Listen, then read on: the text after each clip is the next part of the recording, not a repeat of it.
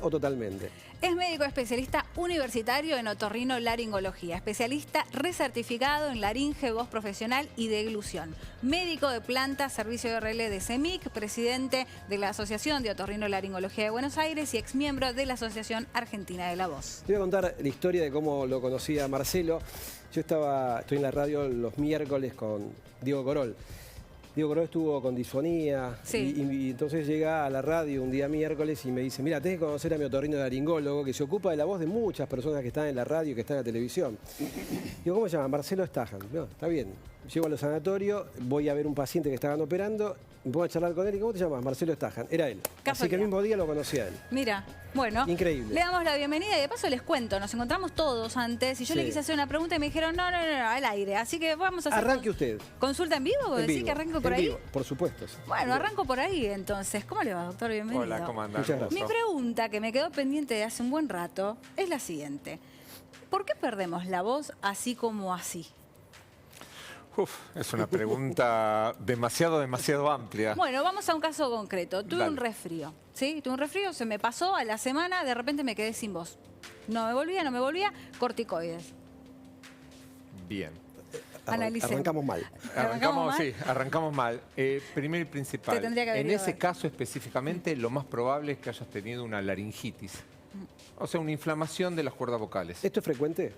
Es muy frecuente y más en la época de invierno, otoño, invierno, donde hay... O sea, todos los mocos de la parte rinosinusal van cayendo y también van contaminando.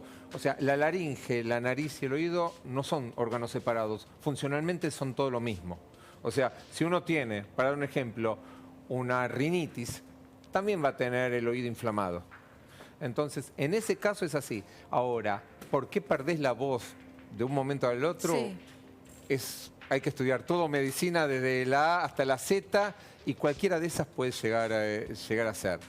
Principalmente, la principal de todo es por mal uso y abuso de la voz, que es lo que más sucede. Bueno, y nosotros que trabajamos con la voz principalmente, ¿no? Esto lo vemos frecuentemente, comentaba la radio, la televisión, aquellas personas que permanentemente estamos hablando, y es muy común ver, y me pasó a mí, estando con una persona muy famosa en la radio, que se aplicaba a cada rato lo que decía mi compañera, decía, me voy a aplicar un corticoide. Digo, no, pero te aplicaste la semana pasada, yo sé lo que hago. Y se aplicaba permanentemente dosis de corticoide. Es muy común eso. Y yo creo que cometió un grave error y creo que está en la cabeza, así como dijo Agustina, de ella el aplicarse un corticoide. Me gustaría, por favor, ¿qué es lo que hay que hacer cuando uno pierde la voz? Frío, calor, reposo.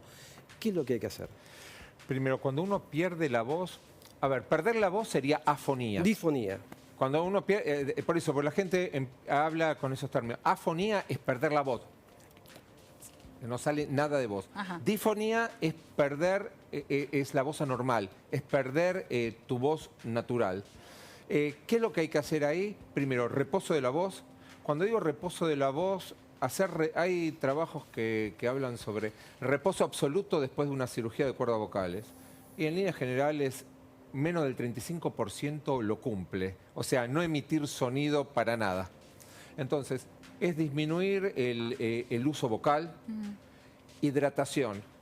Algo tan simple, tan natural y tan económico como el agua es mágico en las cuerdas vocales. ¿Ambiente fría? ¿De qué forma?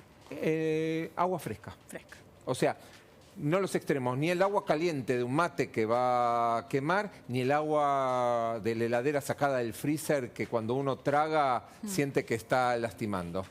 Nada más que eso. Con eso el agua y consultar rápidamente a un especialista. ¿Por qué? Porque en otorrino decimos, una disfonía que dure más de 7 a 10 días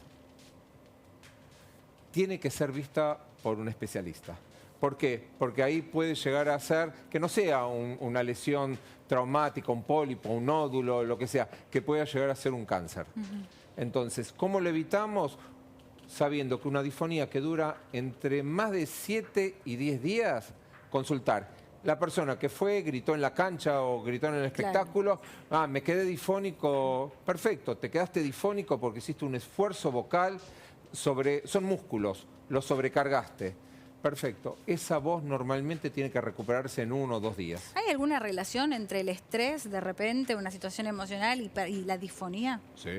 Lineal. Pero lineal.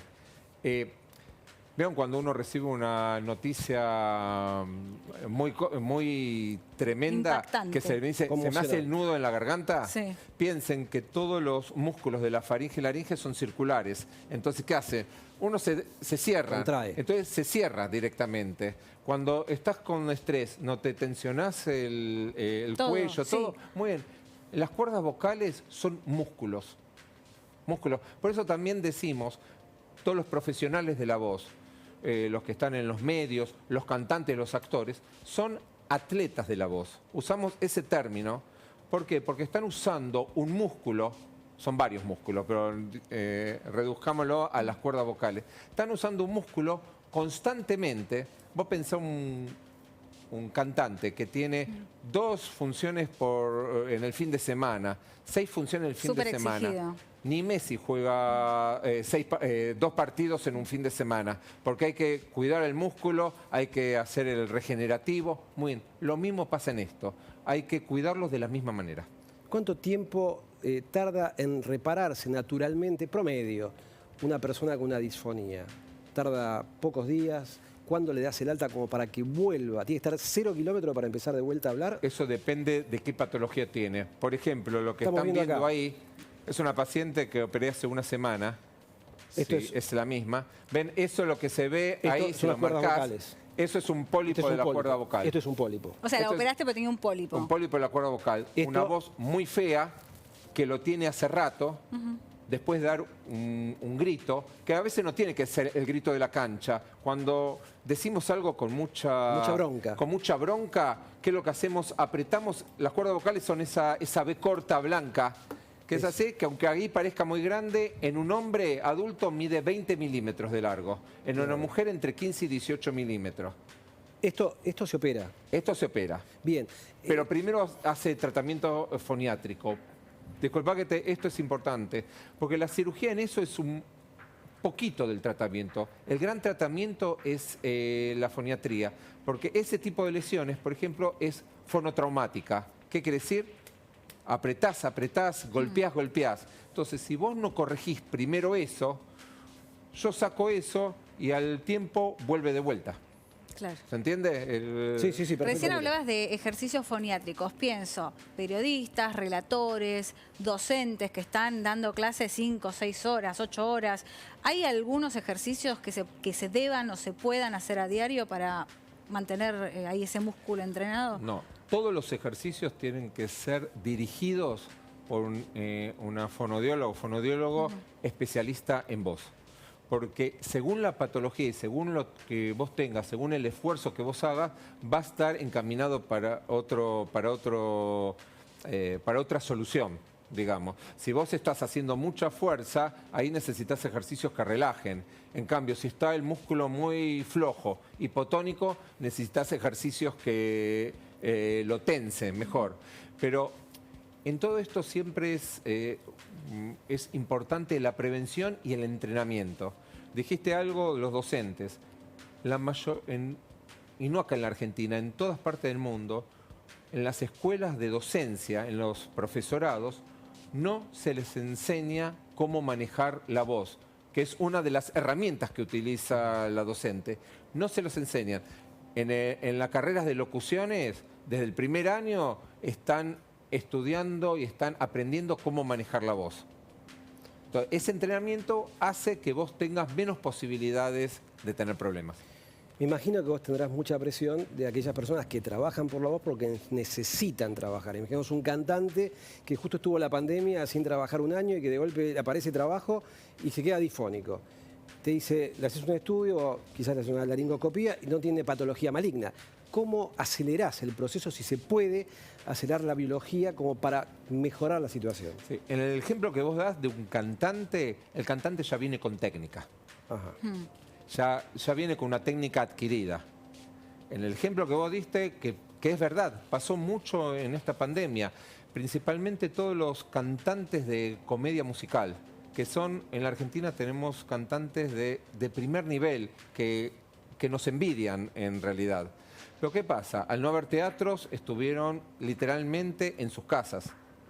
Algunos empezaron a dar clases y cantar bien no quiere decir que vos puedas enseñar bien. Es otro proceso. Entonces, ¿qué pasa? De repente, pum, empezamos se abrieron los teatros, empezaron algunos shows, todo, y empezó a aparecer eso, que vuelvo a decir, es lo mismo que le pasaron a los running, a los todo. De repente, tanto tiempo parado, empezás de golpe y ahí el músculo se puede lastimar. El consejo que uno les da es empiecen de a poco, empiecen a calentar, a entrenar lentamente hasta adquirir el timing y ahí arrancar. Por esto lo que pasó es un montón. ¿Se puede acelerar la biología, mejorar el proceso? El proceso... qué pregunta. El corticoide, ¿no te da? El corticoide es... a ver, el corticoide es una droga muy noble. Muy noble, en realidad, mientras se use correctamente. O sea, sí, puedo acelerar un poquito con un poco de corticoide, desinflamo, ayudo más al proceso. Pero el problema está en que lo empiezan a usar, como contabas, constantemente y ante cualquier cosa, un corticoide. Claro. Y eso es lo que hace, acuérdense también el corticoide en grandes cantidades, en grandes dosis y constantemente en el tiempo, atrofia los músculos. Muy importante. ¿La cirugía cambió mucho en los últimos años y con esto cerramos? Tremendamente. Cuando yo empecé mis primeras cirugías hace más de 30 años ya. Hace más de 30 años eran directamente ese pólipo, agarrar con una pincita y arrancarlo directamente. Ay. Hoy en día nos metemos disecando capa por capa hasta resecarlo sin lastimar en profundidad. Con lo cual el proceso de curación es completamente distinto. Por eso hoy en día no se llama más microcirugía de laringe, sino se llama fonocirugía. Excelente. Bueno, muchas gracias. Se quedan con